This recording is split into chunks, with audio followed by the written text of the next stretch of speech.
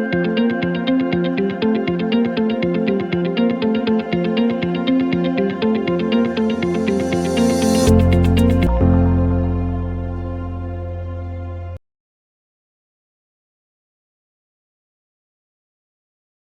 el nombre del Padre, del Hijo, del Espíritu Santo. Amén. Señor Dios Padre Todopoderoso y Eterno, te queremos dar gracias en esta noche por permitirnos volvernos a reunir aquí, Señor, alrededor de tu palabra. Queremos darte gracias por la vida, por nuestra salud, por la vida y la salud de nuestros seres queridos, por todas esas personas por las que hemos estado pidiendo por su salud, por su vida, porque los protejas, porque los ampares y los bendigas. Señor Dios Padre Todopoderoso, en esta noche, en el nombre de tu Hijo amado Jesucristo, te pedimos la presencia del Espíritu Santo, que sea Él el que nos ilumine, que sea Él el que nos guíe en esta noche. Señor Dios Todopoderoso, te pedimos perdón por todos nuestros pecados, de pensamiento, de palabra, de obra, Señor, y de omisión.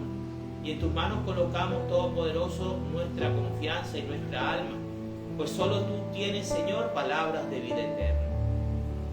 Santísima Virgen María, también queremos colocar esta noche en tus manos esta reflexión, pidiéndote que nos protejas de las acechanzas del maligno a través de tu santo y bendito manto. Protégenos, Madre, y siempre intercede por nosotros ante tu Hijo amado y ante el tribunal del Padre Celestial. Le pedimos también a los santos arcángeles Miguel, Gabriel y Rafael, porque ellos también con sus alas nos cubran y nos protejan del mal. En el nombre del Padre, del Hijo, del Espíritu Santo. Amén. Capítulo número 16 del primer libro de Samuel. David es consagrado rey. El Señor dijo a Samuel: ¿hasta cuándo vas a estar triste por causa de Saúl? Ya no quiero que él siga siendo rey de Israel. Anda, llena de aceite tu cuerno, que quiero que vayas a la casa de Jesé, el de Belén, porque ya escogí como rey a uno de sus hijos. ¿Y cómo haré para ir? Respondió Samuel: si Saúl llega a saberlo, me matará. El Señor le contestó: toma una ternera y di que vas a ofrecérmelo en sacrificio. Después invita a Jesé al sacrificio y yo te diré lo que debes hacer. Consagra como rey a quien yo te diga. Samuel hizo lo que el Señor le mandó. Y cuando llegó a Belén, los ancianos de la ciudad salieron a recibirle con cierto temor y le preguntaron: ¿vienes en son de paz? Así es, respondió Samuel, vengo a ofrecer un sacrificio al Señor. Purifíquense y acompáñenme a participar en el sacrificio. Luego Samuel purificó a Jesé y a sus hijos y los invitó al sacrificio. Cuando ellos llegaron, Samuel vio a Eliab y pensó: con toda seguridad este es el hombre que el Señor ha escogido como rey. Pero el Señor le dijo: no te fijes en su apariencia ni en su elevada estatura, pues yo lo he rechazado. No se trata de lo que el hombre ve, pues el hombre se fija en las apariencias, pero yo me fijo en el corazón. Entonces Jesé llamó a Abinadab y se lo presentó a Samuel. Pero Samuel comentó: tampoco a este ha escogido el Señor. Luego le presentó Jesé a Samá, pero Samuel dijo: tampoco ha escogido a este. Jesé presentó a Samuel 7 de sus hijos, pero Samuel tuvo que decirle que a ninguno de ellos lo había elegido el Señor. Finalmente le preguntó: ¿no tienes más hijos? Falta el más pequeño, que es el que cuida el rebaño.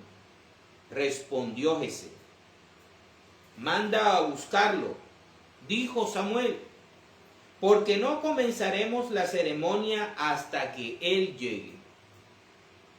Jesé lo mandó a llamar, y el chico era de piel sonrosada, agradable y bien parecido.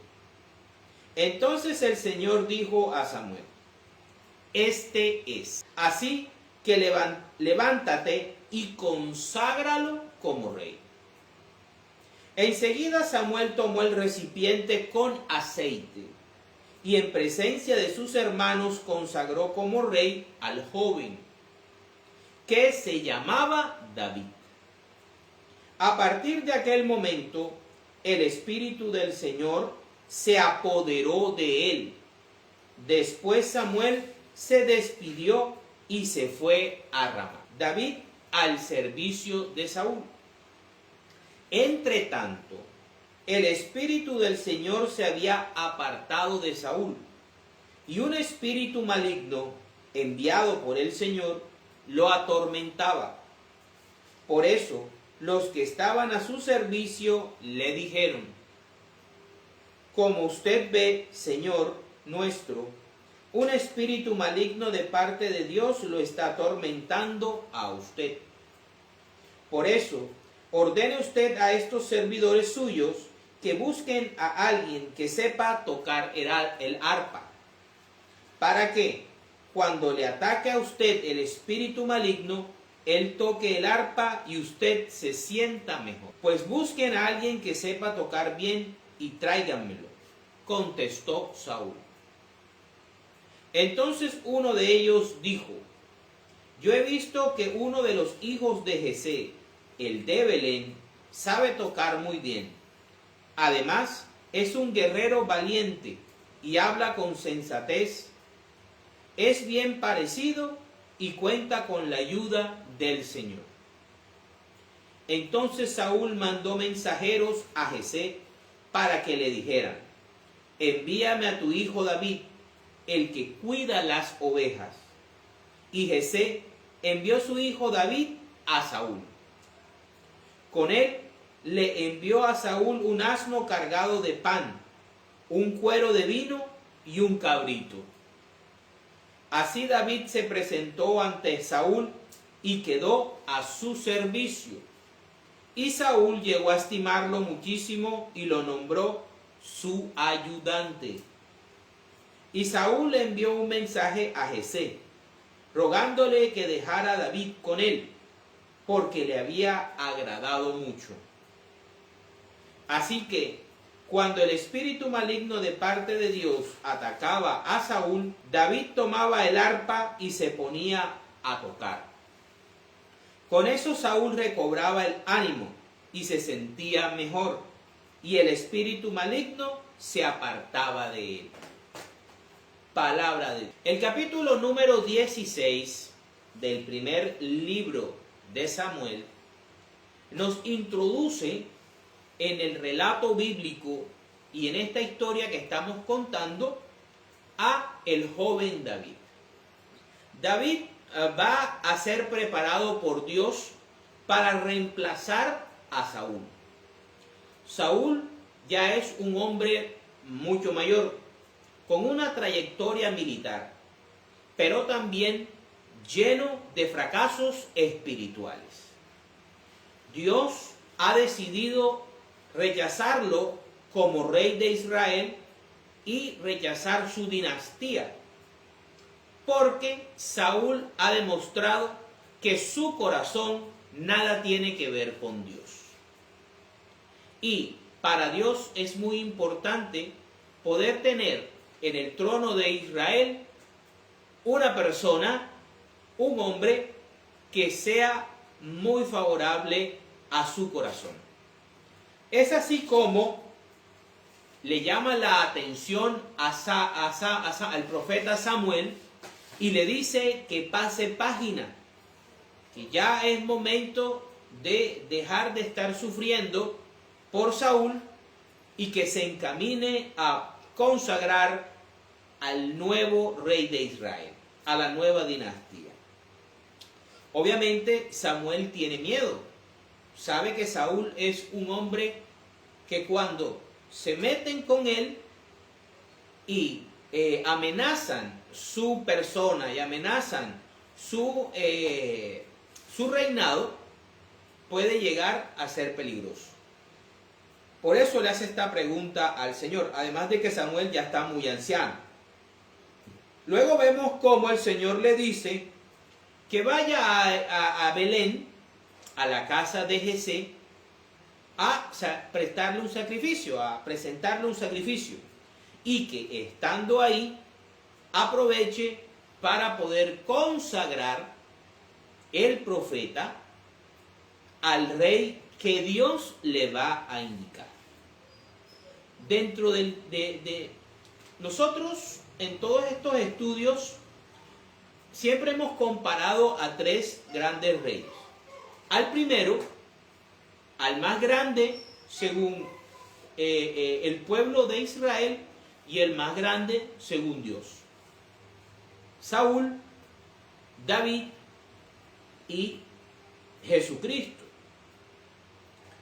Hoy estamos empezando con este capítulo 16 a desarrollar la vida y el reinado del rey David. David es un joven que pastorea las ovejas de su padre. Su padre se llama Jesé, que es descendiente de Boz y descendiente de Ruth. Vive en Belén. Son 8 hermanos. Él es el menor de los 8 hermanos. Samuel obedece al Señor y hace un recorrido desde su casa hasta Belén de Judea. Ahí, al verlo la gente, al verlo los ancianos, lo reciben con temor. Recordemos que en el capítulo anterior sucedió el caso del rey Agag, y cómo Samuel no tuvo compasión de él y lo descuartizó. Entonces la gente se ha quedado con ese pensamiento de Samuel. ¿Será que Samuel ahora es un guerrero? Vemos cómo la gente de Belén le pregunta al profeta si viene en son de paz. Y Samuel le responde que sí, viene a ofrecer un sacrificio. También podemos ver cómo Samuel va a purificar a Jesé y a sus hijos y los invita al banquete, como excusa para poder consagrar a uno de sus hijos, según lo que Dios le ha indicado. Pero hasta ese momento Dios no le ha dicho cuál, y Jesé tiene 8. Ahí vemos cómo cuando Jesé le presenta, como la tradición de Oriente Medio y de esa época, se presenta al primogénito como el orgullo de la casa, como el representante de la casa. Y ahí es cuando Samuel muestra que todavía es humano. Aunque el Espíritu de Dios está con él, aunque él ha caminado con Dios por muchos años, por toda su vida, todavía tiene los ojos del hombre y se deja vislumbrar por la apariencia. Es así como al ver la altura física de el primer hijo de Jesé, Eliab dice: este debe ser, pero está hablando Samuel, el hombre. Dios enseguida corrige su corazón y le dice: este no es, ya lo deseché. ¿Por qué? Porque Eliab debe tener defectos y debe tener un pensamiento arraigado a lo humano, a lo terreno. Sus intereses y su corazón están apegados a lo terrenal, como la mayoría de judíos de ese momento, de toda la historia, de los tiempos de Jesús y los judíos de estos tiempos, apegados y amarrados a lo terrenal.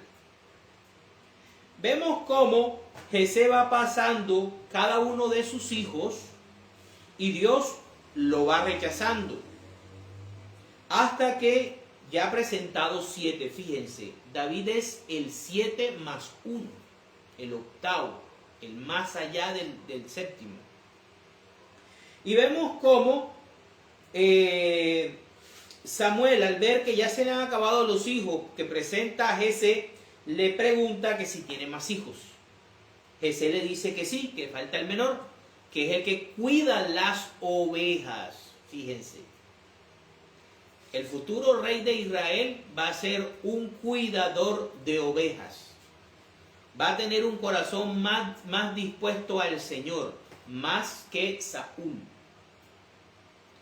Porque sabe proteger, sabe estar pendiente de los que necesitan de su protección. Y como más adelante veremos, es capaz de enfrentar al tigre, al león y al oso por defender la vida de una oveja. Entonces Samuel le dice a Jesé que no empezarán el banquete del sacrificio hasta que su último hijo se presente delante de Samuel. Así que lo mandan a llamar, y cuando él llega, entonces el Señor enseguidita le dice a Samuel, el profeta: levántate, úngelo como rey con el aceite y bendícelo, porque ese es el que yo he escogido. Fíjense, quien elige al rey de Israel no es el pueblo, no es por votación popular, no es por popularidad en Twitter, ni en Instagram, ni en YouTube. Lo escoge Dios. ¿A través de qué? De un profeta. ¿Cómo lo utilizaba? ¿Cuál era el medio de consagración?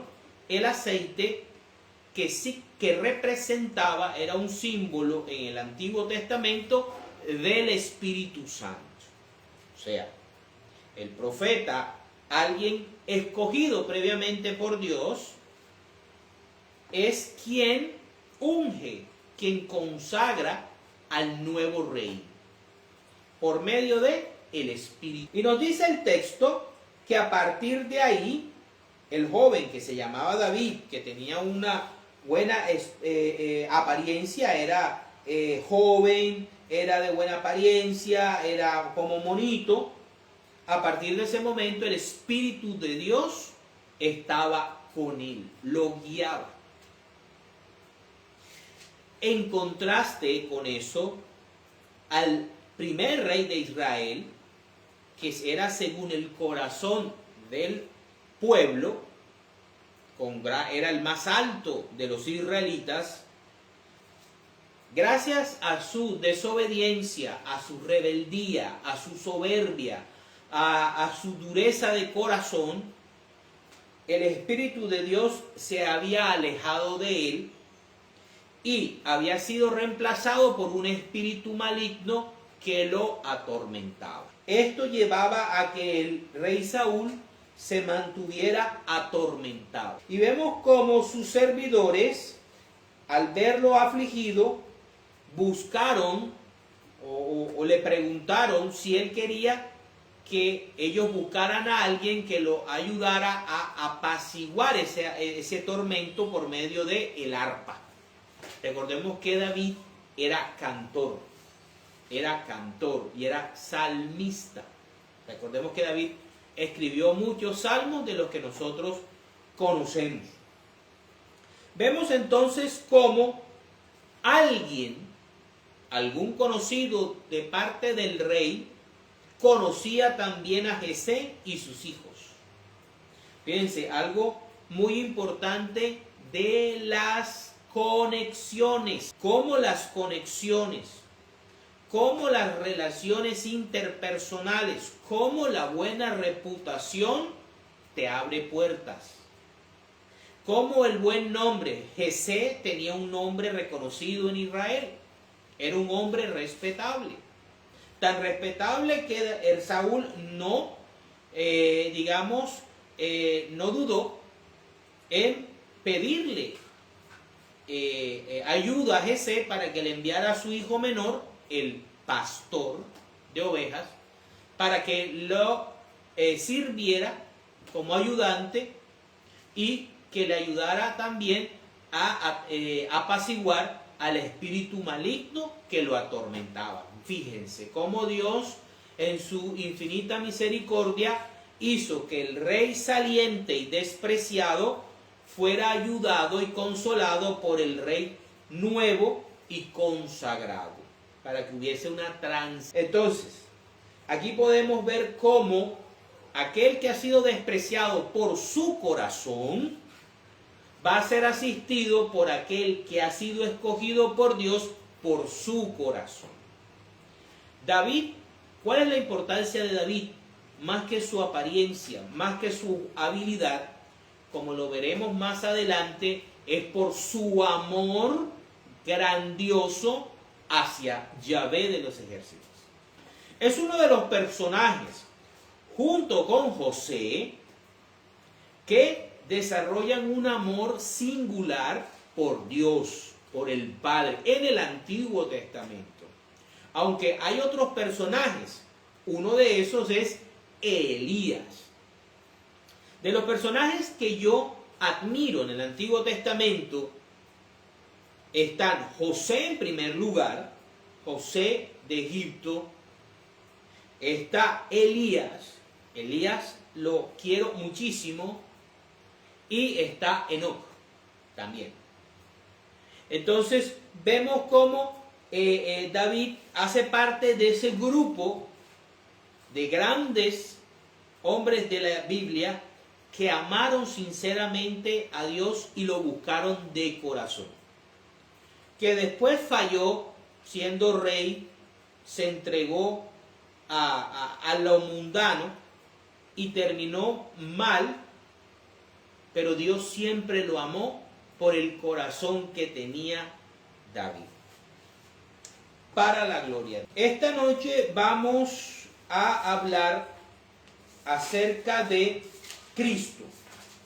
Ahora que se acerca la Semana Santa, la Semana Mayor, y con esto cerramos este microciclo y nos vamos de receso hasta después de Semana Santa, quiero recordarles la grandeza de Cristo.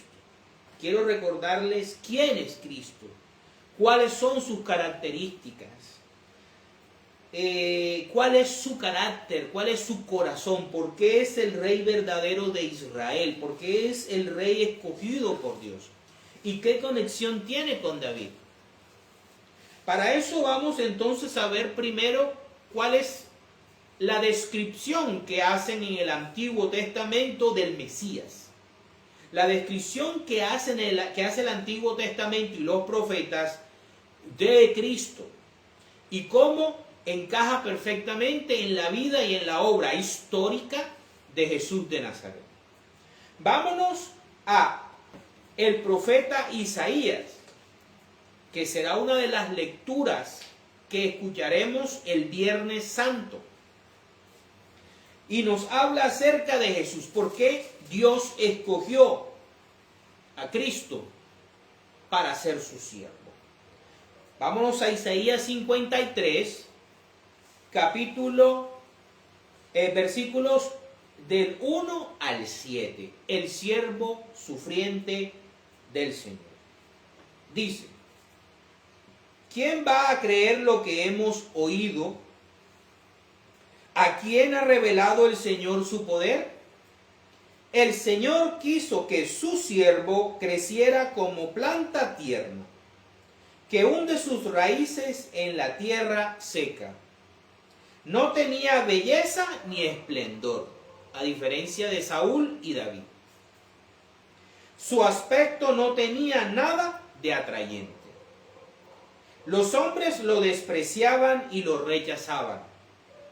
Era un hombre lleno de dolor, acostumbrado al sufrimiento que sanó, al sufrimiento que enfrentó, al sufrimiento al que le dio consuelo, el sufrimiento que él cargó. A ese sufrimiento habla Isaías cuando dice que era hombre acostumbrado al sufrimiento. Y obviamente la pasión que sufre sobre su cuerpo. Como alguien que no merece ser visto, lo despreciamos, no lo tuvimos en cuenta. Y sin embargo, Él estaba cargando con nuestros sufrimientos, lo que les estaba diciendo ahorita. Estaba soportando nuestros propios dolores.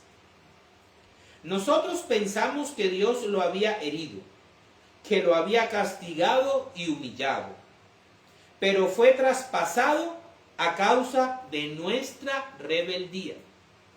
Fue atormentado a causa de nuestras maldades. El castigo que sufrió nos trajo la paz. Por sus heridas alcanzamos la salud. Todos nosotros nos perdimos como ovejas. ¿Sí? Recordemos que David, rey de Israel, era pastor de ovejas. Cristo era pastor, pero de las ovejas de Dios, no de Jesús. Siguiendo cada uno su propio camino. Pero el Señor cargó sobre él la maldad de todos nosotros.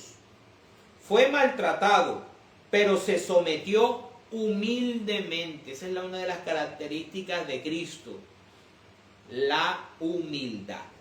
Cristo es humilde. Cristo, su misión era morir por la raza humana. Su misión era obedecer la ley de Dios completamente. Era morir en lugar de nosotros. Esa era su misión como rey de Israel. Características: su corazón humilde, su corazón amoroso. Y ni siquiera abrió la boca. Lo llevaron como cordero al matadero. Y él se quedó callado, sin abrir la boca, como una oveja cuando la trae. Palabra del Señor. Entonces, esta es la cara. Por esto Dios, para esto Dios es que escoge a Jesús, para que sea su siervo, su testigo, su apóstol, para que Él cargara sobre su propia humanidad, sobre su propio ser, nuestros pecados, y con ello recibiera como cordero inmolado el castigo que nosotros merecemos por haber pecado en el Edén. Este es el Cristo que Dios propuso a Israel y le propuso a la raza humana. No un guerrero legendario, guerrerista, bombardeador de naciones, asesino de todo tipo de personas, un Gengis Khan. Dios no le propuso a Israel un Mesías tipo Gengis Khan, le propuso este. Vamos a ver cómo esta descripción del Antiguo Testamento encaja en Jesús de Nazaret, de la boca del último gran profeta del Antiguo Testamento, Juan el Bautista. Con Juan se cierra la era profética del Israel bíblico. Vámonos al Evangelio de San Juan, capítulo 1, versículos del 29 al 34. Dice: Jesús, el Cordero de Dios. Entonces, Isaías nos está diciendo que el siervo de Dios, el Mesías, tiene que ser un hombre sufriente, debe ser un cordero, debe ser inmolado como cordero cuando es llevado al matadero para ser sacrificado. Juan es un profeta del mismo nivel que Samuel y Elías. Es el Elías que debía de venir. Al día siguiente, Juan vio a Jesús, que se acercaba a él, y dijo: miren, ese es el Cordero de Dios, que quita el pecado del mundo. No dijo del pecado de Israel, de los israelitas, de los circuncidados. Dijo el que quita el pecado del mundo, de la raza humana. A él me refería yo cuando dije: después de mí viene uno que es más importante que yo, porque existía antes que yo. Yo mismo no sabía quién era. Fíjense que a Juan el Bautista le ocurre lo mismo que a Samuel cuando va a consagrar a David. Él no sabía quién era. Es Dios el que le dice, ese es, se lo señala. Y fíjense lo que le pasa a Juan. Yo mismo no sabía quién era, pero he venido bautizando con agua precisamente para que el pueblo de Israel lo conozca. Juan también declaró, he visto al Espíritu Santo bajar del cielo como una paloma y reposar sobre él. Igualito como cuando Dios le dice al profeta Samuel que unja con aceite a David y a partir de ahí el Espíritu Santo lo guía. Yo todavía no sabía quién era, pero el que me envió a bautizar con agua, esto es el Padre, el mismo que le habló a Samuel y le dijo, ve a Jesé, ve a Belén, me dijo, aquel sobre quien veas que el Espíritu baja y reposa, es el que bautiza con Espíritu Santo. Yo ya lo he visto y soy testigo de que es el Hijo de Dios. Palabra del Señor. Entonces aquí estamos conectando Isaías 53 con Juan capítulo 1. Las mismas figuras, Cordero, Hijo de Dios, un profeta que es enviado por el Padre y no conoce ni sabe quién va a ser el ungido y el último rey o el rey de Israel. Cuando esa persona está enfrente del profeta, es Dios quien le dice, ese es, lo bautiza, baja el Espíritu Santo y está sobre el rey. Es la misma figura, siempre lo hemos dicho aquí. ¿Qué sucedió en el bautismo del Señor? Juan ungió a Jesús de Nazaret como el último de los reyes del Israel bíblico y como rey del reino de los cielos. Vamos a ver ahora cómo de las mismas palabras de Jesús sale que Él es rey. No como lo quería el pueblo de Israel, no como lo esperaba los israelitas y los judíos, sino como Dios siempre se los dijo, que ellos no quisieron ver y que no lo han querido ver. Ese es el problema de ellos. Vámonos a el Evangelio de San Juan, capítulo 18, versículos del 33 al 37. Pilato volvió a entrar en el palacio, llamó a Jesús y le preguntó, eso también lo vamos a ver Viernes Santo, ¿eres tú el rey de los judíos? Jesús le dijo, ¿eso lo preguntas tú por tu cuenta o porque otros te lo han dicho de mí? Le contestó Pilato, ¿acaso yo soy judío? Los de tu nación y los jefes de los sacerdotes son los que te han entregado a mí. ¿Qué has hecho? Jesús le contestó, mi reino no es de este mundo. Si lo fuera, tendría gente a mi servicio que pelearía para que yo no fuera entregado a los judíos. Pero mi reino no es de aquí. Le preguntó entonces Pilato, ¿así que tú eres rey? Jesús le contestó, tú lo has dicho, soy rey. Yo nací y vine al mundo para decir lo que es la verdad, y todos los que pertenecen a la verdad me escuchan. Palabra del Señor. Entonces vemos aquí que el Señor Jesús sí reconoce que es rey.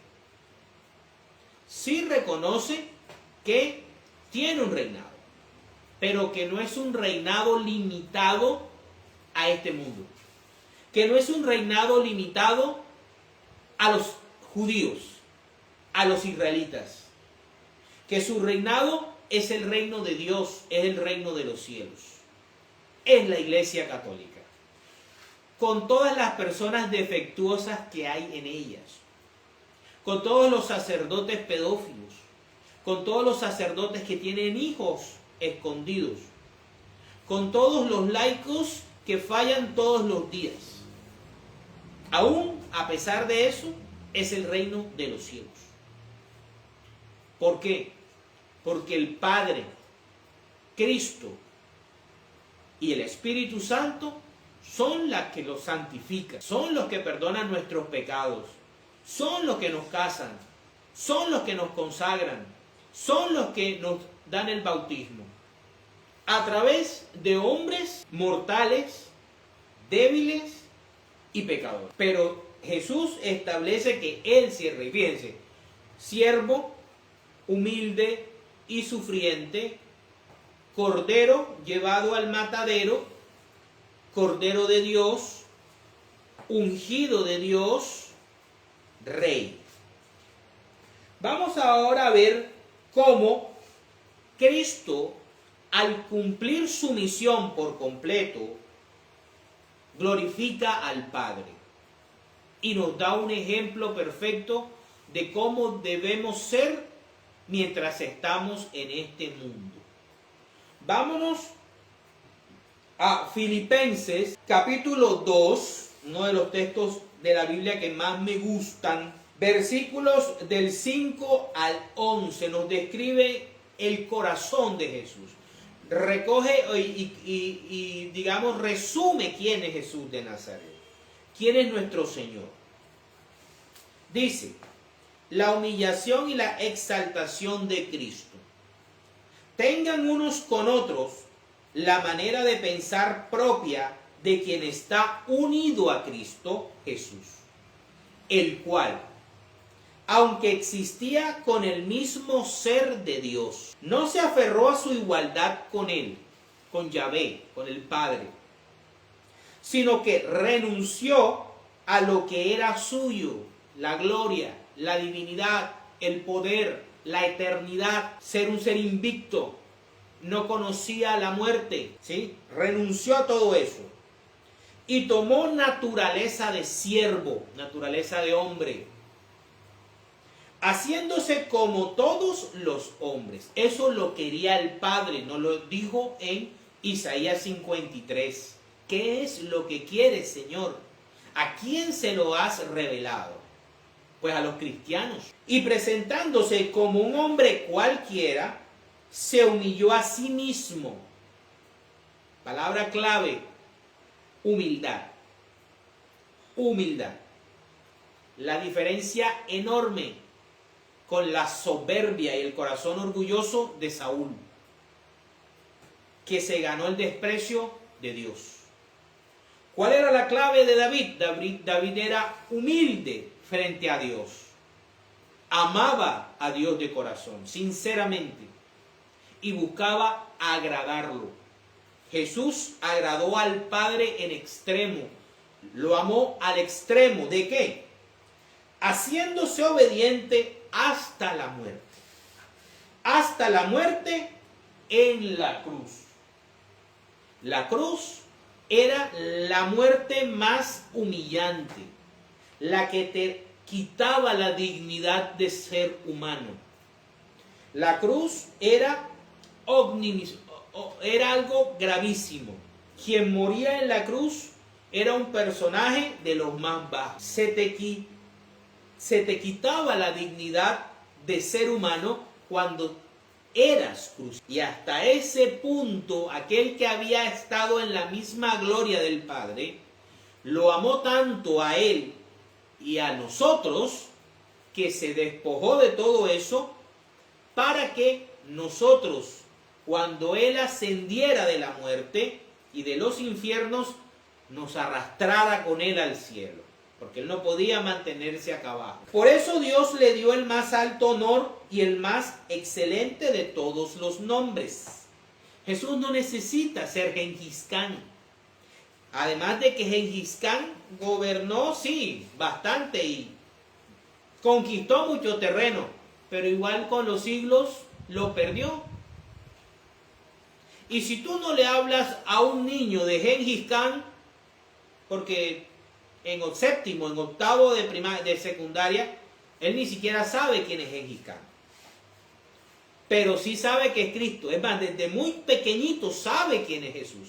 Por las novenas, por la Navidad, por los regalos del Niño Dios, por el mismo calendario en el que vive. Antes de Jesús, después de Jesús. No es antes de Gengis Khan y después de Gengis Khan. Así que Gengis Khan le valió poco, como lo vimos la semana pasada, ganar el mundo. Perdía o perdió el alma. Y fíjense que Jesús dice aquí, por eso Dios le dio el más alto honor y el más excelente de los nombres, para que ante ese nombre concedido a Jesús, doblen todos las rodillas, incluso Gengis Khan, en el cielo, en la tierra y debajo de la tierra. Y todos reconozcan que Jesucristo es Señor, para gloria de Dios Padre. Palabra de Dios. Entonces, vemos por qué Cristo es el Mesías idóneo para el Padre. Lo que el Padre siempre le había dicho a los judíos por medio de los profetas, por medio de Moisés, pero que ellos nunca quisieron entender porque ellos tenían sus ojos puestos en Saúl, en gente como Saúl, en gente como Eliab, en gente como Netanyahu, que lo único que ven es gobernar un pedazo de tierra. Ese es el cielo para ellos. Pero Dios es más ambicioso. Y fíjense que se lo dijo muy clarito, se lo dijo a Samuel, que era israelita. Tú ves las apariencias, pero yo veo el corazón. Para terminar, vamos a ver cómo el apóstol Pedro, en Pentecostés, la venida del Espíritu Santo sobre la iglesia, lleno del Espíritu Santo, conecta a Cristo, su misión, su reinado con David. Vámonos a Hechos, capítulo 2, versículos del 25 al 36. El discurso de Pedro. El rey David, refiriéndose a Jesús, dijo: yo veía siempre al Señor delante de mí, con él a mi derecha nada me hará caer. Por eso se alegra mi corazón y mi lengua canta llena de gozo. Todo mi ser vivirá confiadamente, porque no me dejarás en el sepulcro, ni permitirás que se descomponga el cuerpo de tu santo siervo. ¿Recuerdan Isaías 53? Me mostraste el camino de la vida y me llenarás de alegría con tu presencia. Hermanos, permítanme decirles con franqueza que el patriarca David murió y fue enterrado y que su sepulcro está todavía entre nosotros. Pero David era profeta y sabía que Dios le había prometido con juramento que pondría por rey a uno de sus descendientes. Así que, viendo anticipadamente la resurrección del Mesías, David habló de ella y dijo que el Mesías no se quedaría en el sepulcro, ni su cuerpo se descompondría. Eso es lo que celebraremos la vigilia pascual, del sábado de gloria y el domingo de resurrección. Pues bien, Dios ha resucitado a ese mismo Jesús y de ello todos nosotros somos testigos. Después de haber sido enaltecido y colocado por Dios a su derecha y de haber recibido del Padre el Espíritu Santo, que nos había prometido, Él a su vez lo derramó sobre nosotros, sobre la iglesia. Eso es lo que ustedes han visto y oído, porque no fue David quien subió al cielo, pues Él mismo dijo: el Señor dijo a mi Señor, siéntate a mi derecha hasta que yo haga de tus enemigos el estrado de tus pies. Sepa todo el pueblo de Israel con toda seguridad que a este mismo Jesús a quienes ustedes crucificaron, Dios lo ha hecho Señor y Mesías. Palabra de Dios. Entonces podemos ver cómo Pedro, lleno del Espíritu Santo en Pentecostés, nos hace un resumen desde David hasta Jesús. Y nos dice claramente que el Mesías que Dios había determinado para Israel y para el mundo era Jesús. Hombre sufriente, sin una apariencia atrayente, hombre despreciado, hombre que cargó nuestro sufrimiento y nuestros dolores. ¿Cuándo? Cuando sanaba, cuando liberaba demonios, ¿sí? Cuando perdonaba pecados. Todo eso lo arrastraba Jesús en su humanidad. Y todo eso fue clavado en la cruz del Calvario, que se convierte en dos cosas. En tres cosas es la cruz del Calvario. Primero, es un altar. La cruz es un altar de sacrificio. Se sacrificó al Cordero de Dios. Segundo, se convierte en un trono de victoria, porque ahí quedó sentado el rey de Israel y el rey del mundo para vencer con su muerte al príncipe de este mundo, que era Satanás. Y tercero, la cruz se convirtió en el árbol de la vida, porque es en la cruz donde nace la iglesia. Es en la cruz donde la Eucaristía se hace efectiva. ¿Y qué es la Eucaristía? Es el alimento de Dios, el que retrasa la muerte, el que rejuvenece, el que bendice el cuerpo corrupto. Ese es la Eucaristía. Y la cruz se convierte en esas tres cosas: altar de sacrificio, trono de redención y árbol de la vida. Entonces, a meditar, a disfrutar, a aprovechar esta Semana Santa para desconectarnos y salir del estrés de este mundo e irnos a vacacionar espiritualmente en Cristo en esta semana. A ir a todos los oficios religiosos y a disfrutarlo, a meditar, a ayunar y a aprovechar para la gloria de Dios. En el nombre del Padre, del Hijo, del